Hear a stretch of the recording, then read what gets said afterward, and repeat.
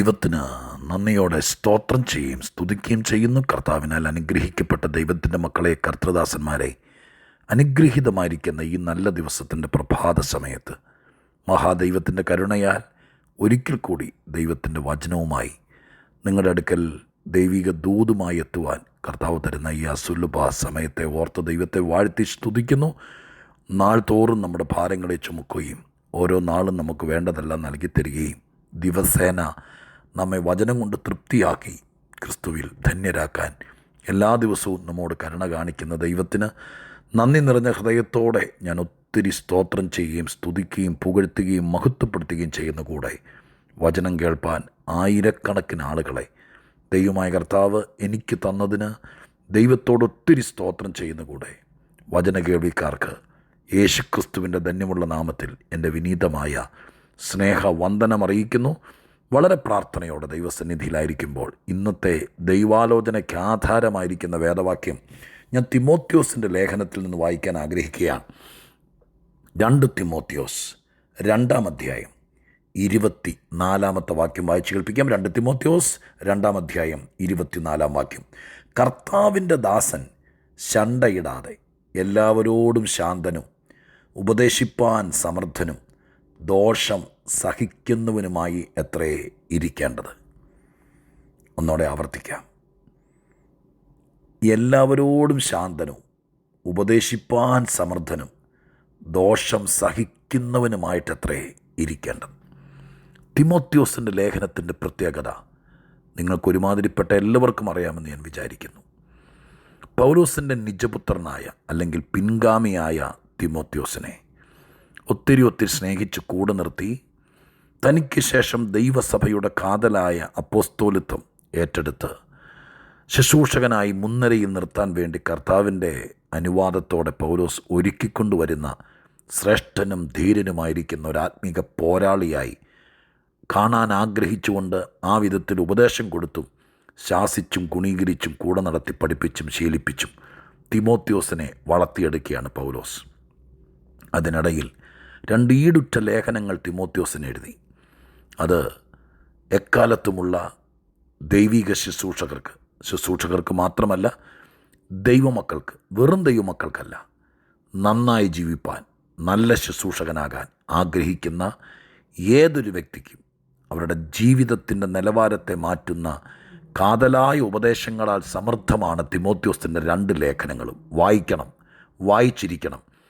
ഒറ്റ ഇരിപ്പിൽ തന്നെ നിങ്ങൾക്ക് ഒരു ലേഖനം വായിച്ച് തീർക്കാൻ പറ്റുമെങ്കിൽ തീർക്കണം. പേനയും കയ്യിൽ വെച്ചുകൊണ്ട് വായിക്കണം.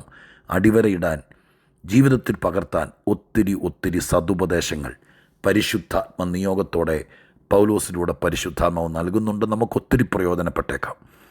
പ്രത്യേകാൽ ഈ ലേഖനങ്ങൾ 2 പരിശോധിക്കുമ്പോൾ ഏറ്റവും ബെസ്റ്റ്, ഏറ്റവും ഗുഡ് എന്നെഴുതപ്പെട്ടിരിക്കുന്ന അനേക വാക്യങ്ങൾ കാണാൻ കഴിയും. ഞാൻ തിമോത്തിയോസിനെക്കുറിച്ച് പൗലോസിൻ്റെ അഭികാമ്യം എത്ര വലുതാണെന്ന് മനസ്സിലാക്കാൻ 5-6 വാക്യങ്ങൾ നിങ്ങളുടെ മുമ്പിലേക്ക് വെച്ചിട്ട് വായിച്ച വാക്യത്തോട് കൂറ് പുലർത്തി അതിനകത്തുനിന്ന് പറയേണ്ട കാര്യം പറഞ്ഞ് ഞാൻ അവസാനിപ്പിക്കുകയും ചെയ്യാം. കേൾക്കൂ, 5-6 വാക്യങ്ങൾ. ഒന്ന്, തിമോത്തിയോസിൻ്റെ 1-ാമത്തെ ലേഖനം 1-ാം അധ്യായം 18-ാമത്തെ വാക്യത്തിൽ പൗലോസ് തിമോത്തിയോസിനോട് പറയുന്നുണ്ട്, നീ നല്ല മനസാക്ഷിയുള്ളവനാകണം. നല്ല എന്ന വാക്ക് ശ്രദ്ധിച്ചോളണേ. വെറും മനസാക്ഷിയുള്ളവനല്ല, നല്ല മനസാക്ഷി ഉള്ളവനാകണമെന്ന് എഴുതിയിരിക്കുന്നത്. 1:18 തന്നെ വീണ്ടും ആവർത്തിക്കുന്നുണ്ട്, നല്ല യുദ്ധസേവ ചെയ്യണം. നല്ല യുദ്ധസേവ, ചുമ്മാ ഒരു യുദ്ധസേവ, ഒരു ഉഴപ്പൻ പഴങ്കഞ്ഞി പരുവത്തിന് ഒരു ശുശ്രൂഷകനായിരിക്കാനല്ല. ശുശ്രൂഷ ഒരു യുദ്ധസേവയാണ്. അത് നല്ല യുദ്ധസേവയായിരിക്കണം എന്ന് തിമോത്തിയോസിൽ നിന്ന് പൗലോസ് പ്രതീക്ഷിക്കുന്നു. 1 തിമോത്തിയോസ് 4:6 ഇപ്രകാരമാണ് എഴുതിയിരിക്കുന്നത്, നീ നല്ല ശുശ്രൂഷകനാകണം. വെറുമൊരു ശുശ്രൂഷകനല്ല, മാസത്തിലൊരിക്കൽ ആരുടെയെങ്കിലും സപ്പോർട്ട് മേടിച്ചിട്ട് എന്തെങ്കിലും ചെയ്ത് ജീവിതം വഴിമുട്ടിക്കുകയോ ജീവിതം കത്തിത്തീർക്കുകയോ ചെയ്യുന്ന ഒരാളായിട്ടല്ല. നല്ല ശുശ്രൂഷകൻ. ആരും വേദനിക്കരുത്, നല്ല കാര്യങ്ങൾ പറഞ്ഞു തരികയാണ്. നല്ല ശുശ്രൂഷകനാകാൻ ആഗ്രഹിക്കണമെന്ന് പൗലോസ് ആവശ്യപ്പെടുന്നു. 1 തിമോത്തിയോസ് 6:12 പറഞ്ഞിരിക്കുന്നത് നല്ല പോർ പൊരുതണം. നല്ല പോർ പൊരുതണം. വെറുതെ വായും പൊളിച്ച് നോക്കി നിന്നാൽ പോരാ. എവിടെയെങ്കിലും പോയി ആരെങ്കിലും പറയുന്നത് കേട്ടിട്ട് തലകുനിച്ച് പോന്നാൽ പോരാ. ഇതൊരു പോർക്കളത്തിലാണ്. നീ ദൈവിക ശുശ്രൂഷ ചെയ്യുകയാണെങ്കിൽ നീ ദൈവത്തെ സേവിക്കുവാണെങ്കിൽ, നീ ഒരു വിശ്വാസിയായി ജീവിക്കുവാണെങ്കിൽ, ചുമ്മാ അലഞ്ഞ് തിരിഞ്ഞ് വെറുതെ ജീവിതത്തിൻ്റെ ഒന്നും അറിയാത്ത നിലവാരത്തിൽ തൂണും ചാരി എന്ന് ജീവിതം തീർക്കരുത്. നല്ല പോരാടണമെന്നാണ് എഴുതിയിരിക്കുന്നത്. 2 തിമോത്തിയോസ് 2:21 നല്ല വേലക്കാരനാകണം, നല്ല വേലക്കാരൻ എന്നാണ് പൗലോസ് തിമോത്തിയോസിനെ ഓർപ്പിക്കുന്നത്. 2 തിമോത്തിയോസ് 2:3 എഴുതിയിരിക്കുന്നു, നല്ല ഭടനായി യുദ്ധസേവ ചെയ്യണം, നല്ല ഭടൻ. അപ്പം ഞാൻ പറഞ്ഞു വന്നത് എന്താണെന്നറിയാമോ? നല്ല എന്ന് എഴുതി ചേർത്തിരിക്കുന്ന കുറേ വാക്യങ്ങൾ, നല്ല മനസാക്ഷിയുള്ളവൻ, നല്ല യുദ്ധസേവ ചെയ്യുന്നവൻ, നല്ല ശുശ്രൂഷകൻ, നല്ല പോരാട്ടം കഴിക്കുന്നവൻ, നല്ല വേലക്കാരൻ, നല്ല ഭടൻ. അപ്പം അങ്ങനെ ഒരു വെറൈറ്റി ആത്മീകത്തിനകത്തുണ്ട്. നല്ലത് എന്നുള്ള വാക്ക് ഞാൻ നിങ്ങളെ വളരെ കൊതിയോടെ ഞാൻ ഉൾപ്പെടെ പറയുക. നമുക്ക് നല്ലവരാകാം, നല്ല വിശ്വാസിയാകാം, നല്ല അമ്മയാകാം, നല്ല അപ്പനാകാം, നല്ല പാസ്റ്ററാകാം, നല്ല ഇതൊക്കെ ഉണ്ട്. പ്രവചനം, ശുശ്രൂഷ, അപ്പോസ്തലത്വം, അപ്പൻ, അമ്മ, സുവിശേഷകൻ, പാട്ടുകാരൻ, ആരുമാകട്ടെ. പക്ഷെ കൂട്ടിച്ചേർക്കണം. എങ്ങനെയെങ്കിലും ജീവിച്ചു തീർക്കുകയല്ല.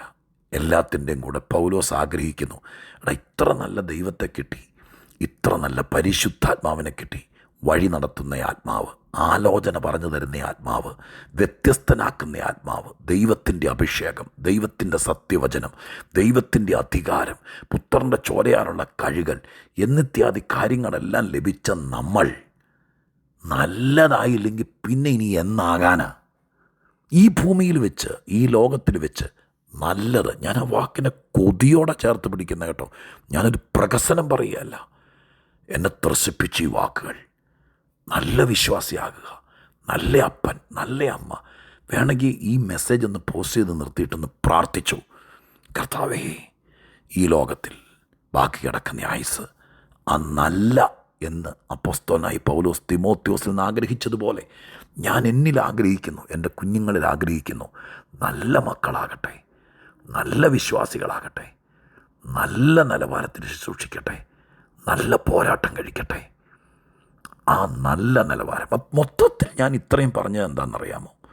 ഈ ലേഖനത്തിലൂടെ പരിശുദ്ധാത്മാവ് ആഗ്രഹിക്കുന്നത് നല്ല എന്ന വാക്ക് ചേർത്തെഴുതാൻ പറ്റുന്ന ആത്മീക പോരാളിയും വിശ്വാസിയും ദൈവവൈദ്യരും ഒക്കെ ആയിത്തീരണമെന്നാണ് പരിശുദ്ധാത്മാവ് ആഗ്രഹിക്കുന്നത്.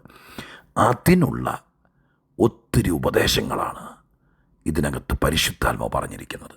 അതിൽ നമ്മൾ വായിച്ച 24 വാക്യം, 2 തിമോത്തിയോസ് 2 24 വാക്യത്തിനകത്ത് എഴുതി എന്താണെന്നറിയാമോ? കർത്താവിൻ്റെ ദാസൻ. ഈ കർത്താവിൻ്റെ ദാസൻ എന്ന് പറയുമ്പോൾ ഉപദേശിമാർ അതങ്ങ് വിട്, നമുക്കെല്ലാവർക്കും കൂടി ചേർത്ത് പിടിക്കാം. നാം ഇത് കേൾക്കുന്ന ഓരോരുത്തരും അങ്ങനെ ചിന്തിച്ചാൽ മതി. നമ്മൾ ഓരോരുത്തരും എന്താകണമെന്ന് എഴുതിയിരിക്കുന്നത്? ശണ്ടയിടാതെ എല്ലാവരോടും ശാന്തനും, ഉപദേശിപ്പാൻ സമർത്ഥനും, ദോഷം സഹിക്കുന്നവനുമായിട്ടത്ര ഇരിക്കേണ്ടത്. അപ്പോൾ വാക്കുകൾ വേണമെങ്കിൽ അടിവരയിട്ടു. എങ്ങനെ ആയിരിക്കണം? എല്ലാവരോടും ശാന്തനായിരിക്കണം, ഉപദേശിപ്പാൻ സമർത്ഥനായിരിക്കണം.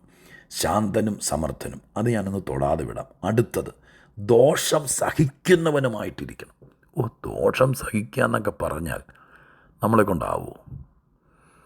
തീരെ സഹിഷ്ണുതയില്ലാത്തവരാണ് നമ്മളീ പലരും.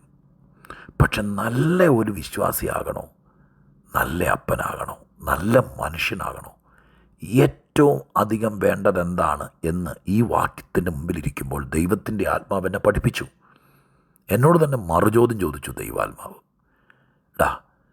ഏറ്റവും നല്ലൊരു ശുശ്രൂഷകനാകാൻ എന്താ വേണ്ടത്? നിനക്ക് നീ കൃപ വേണോ, വരം വേണോ, അഭിഷേകം വേണോ? നീ എപ്പോഴും പറഞ്ഞുകൊണ്ട് നടക്കത്തില്ലേ, ശുശ്രൂഷ വേണോ, അഭിഷേകം വേണോ? ഇതെല്ലാം തരാം, പക്ഷെ നിനക്ക് നല്ല ശുശ്രൂഷകനാകാൻ പറ്റുമോ? ഞാൻ ഞെട്ടിപ്പോയി. കാരണം ഈ വാക്യം മുമ്പിൽ എടുത്തു വെച്ചിട്ടാണ് ദൈവം എന്നോട് ചോദിക്കുന്നത്. ഞാൻ നിങ്ങളോട് പറയാം, എന്തൊക്കെ കയ്യിലുണ്ടെങ്കിലും, 9 കൂട്ടം കൃപാവരം കയ്യിലുണ്ടെങ്കിലും, കിൻഡൽ കണക്കിന് അഭിഷേകം തലയിലുണ്ടെങ്കിലും, വചന വെളിപ്പാടോ അതോ അതിനപ്പുറം കയ്യിലുണ്ടെങ്കിലും, സഹിഷ്ണുത അഥവാ ദോഷം സഹിക്കാനുള്ള ഒരു ത്രാണി നമുക്കില്ലെങ്കിൽ നമ്മളെ ദുഷ്ടൻ പൊട്ടിച്ചു കളയും കേട്ടോ. പല വീട്ടിലെയും പ്രശ്നം, പല സഭയിലെയും പ്രശ്നം, സഹിക്കാനുള്ള ആ പേഷ്യൻ്റ്, എന്താ അതിന് പറയുക, ആ ആ ഒരു ഒരു ഒരു ഒരു സഹിക്കാനുള്ള ആർജവം നമുക്കില്ലാത്തതാണ്. നമുക്ക് ദൈവത്തോട് ഇന്ന് ദൈവത്തിൻ്റെ സന്നിധിയിൽ പ്രാർത്ഥിക്കണം. അടുത്തൊരു കൃപ ചോദിക്കുന്നതിനേക്കാൾ മുമ്പ്, അടുത്ത ഉപവാസത്തിൽ കുറച്ചുകൂടെ ആത്മശക്തി ചോദിക്കുന്നതിനേക്കാൾ മുമ്പ്, ഇതൊന്നും തരാത്തത് കൊണ്ടല്ലല്ലോ. ഇതൊക്കെ ദൈവം ആവോളം തന്നില്ലേ? സ്നേഹമോ കരുതലോ ശക്തിയോ ബലമോ കൃപയോ കൃപാവരമോ ഒക്കെ തന്നില്ലേ?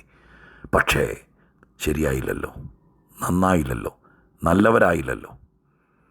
ദൈവാത്മാവ് ശാന്തമായി പറയുക, മുന്നോട്ടുള്ള ജീവിതം സുന്ദരമാക്കാൻ, ഏറ്റവും നല്ലൊരു മനുഷ്യനാകാൻ, ഏറ്റവും നല്ലൊരു ഭാര്യയോ ഏറ്റവും നല്ലൊരു അമ്മയോ നിങ്ങൾ ആരാകാൻ ആഗ്രഹിക്കുന്നു, നല്ല എന്ന വാക്ക് ചേർത്ത് വെച്ച് വേണം കേട്ടോ ചിന്തിക്കാൻ. അതിനേറ്റവും പ്രാധാന്യം ഇന്ന് ദൈവാത്മാവ് ഈ വാക്യത്തിലൂടെ ചൂണ്ടിക്കാണിച്ചു. ദോഷം സഹിക്കുന്നവൻ, സഹിക്കാനുള്ള ആ വലിയൊരു കൃപ. പലതും പറയുമ്പോൾ, കളിയാക്കുമ്പോൾ, നമ്മളെ തന്നെയാണ് ഈ കുത്തി പറയുന്നത് എന്ന് നമുക്ക് മനസ്സിലാകുമ്പോൾ, ചിലപ്പോൾ നമ്മളെ വെച്ചങ്ങ്, പിള്ളേരുടെ ഭാഷ പറഞ്ഞാൽ അങ്ങ് വാട്ടിക്കളയില്ലേ? അവിടെയെല്ലാം സഹിക്കാനുള്ള കൃപ ദൈവം തന്നാലുണ്ടല്ലോ, കുറച്ച് കഴിയുമ്പോൾ നമ്മളായിരിക്കും ഏറ്റവും നല്ലത്.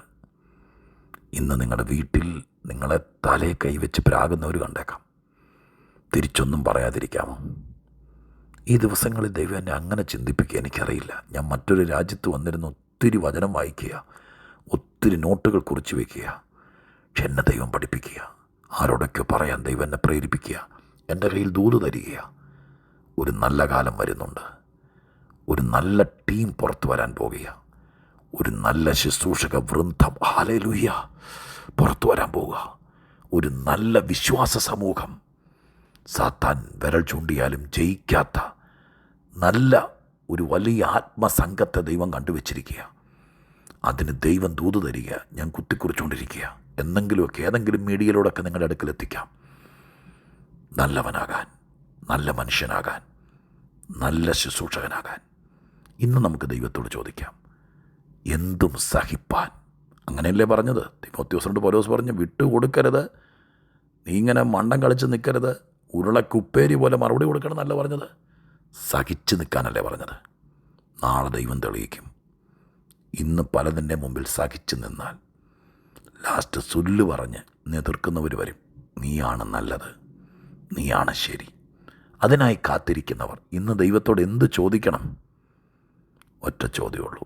ഇതൊക്കെ കാണുകയും കേൾക്കുകയും ചെയ്യുമ്പോൾ സഹിക്കാൻ കുറേയും കൂടി വരം തരണം, കൃപ തരണം. ആർക്കെങ്കിലും വേണോ? നല്ലവരാകാൻ വേണ്ടി സ്വർഗം മുമ്പിലേക്ക് നീട്ടിവെക്കുക വേണോ? വേണമെങ്കിൽ ദൈവത്തോട് ചോദിച്ചുകൊള്ളുക. സ്വർഗം അതിനുള്ള കൃപ തരും. സഹിക്കാൻ, പൊറുക്കാൻ, ക്ഷമിക്കാൻ, ദോഷം സഹിപ്പാൻ ഏൽപ്പിച്ചു കൊടുക്കാം. പ്രാർത്ഥിക്കാം. പരിശുദ്ധ ദൈവമേ, ഞങ്ങളുടെ സ്വർഗീയ പിതാവേ, തിരുമുമ്പിൽ ഞങ്ങൾ ആത്മാർത്ഥമായി പ്രാർത്ഥിക്കുന്നു. ഈ ലേഖനം ആവർത്തിച്ച് ആവശ്യപ്പെടുന്നു. ആകുവാണെങ്കിൽ നല്ല ഭടനാകണം, നല്ല വേലക്കാരനാകണം, നല്ല ശുശ്രൂഷകനാകണം, നല്ല മനസാക്ഷിയുള്ളവനാകണം, നല്ല മനുഷ്യനാകണം. അപ്പാ, അതിനേറ്റവും അധികം വേണ്ടത് ഞങ്ങൾക്ക് കുറേയും കൂടി ഈ ലോകത്തിൽ സഹിപ്പാൻ, ഈ വീട്ടിൽ, ഈ കൂട്ടായ്മയിൽ, ഈ ജോലിസ്ഥലത്ത്, ഈ സമൂഹത്തിൻ്റെ മധ്യത്തിൽ സഹിപ്പാൻ ഞങ്ങളിൽ ചിലർക്ക് ഇത് കേട്ട് ചോദിക്കുന്നവർക്ക് വരം കൊടുക്കണമേ. പ്രാർത്ഥന കേട്ടതിന് നന്ദി. യേശുവിൻ നാമത്തിൽ തന്നെ. ആമേൻ.